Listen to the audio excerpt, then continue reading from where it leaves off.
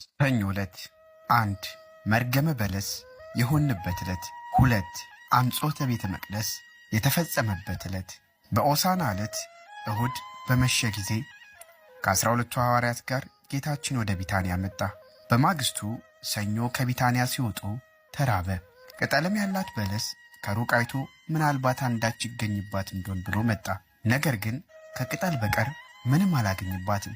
ከአሁን ጀምሮ ለዘላለም ምንም ካንቺ ፍሬ አይብላ ብሎ ረገማት። ማርቆስ 11 ከቁጥር 12 እስከ 13። በለሷ የደረቀችበት ዕለት ማቴዎስ ሰኞ ይላል፣ ማርቆስ ደግሞ ማክሰኞ አለ። እንደምን ነው ቢባል ሰኞ ረግሟት መድረቅ ጀመረች፣ ማክሰኞ ተነቃቅላ ወድቃለች። አንድም የደረቀችበትና የወደቀችበት ሰኞ ነው። ነገር ግን መሽቶባቸው ስለነበረ መውደቋን ሳያዩ ሄደዋል። ማክሰኞ ቢመለሱ ተነቃቅላ ወድቃ አዩአት።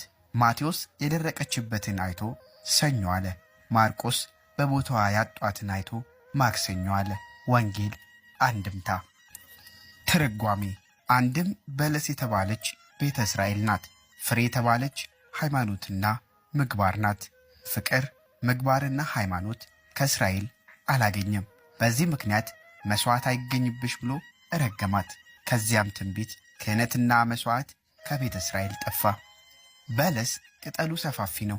ኃጢአትም በዓለም ሰፍታ አገኛት። በለስን ሲበሉት ይጣፍጣል፣ ሲበዛ ደግሞ ይመራል። ኃጢአትም ሲሰራ ደስ ያሰኛል፣ በኋላ ግን ያሳዝናል።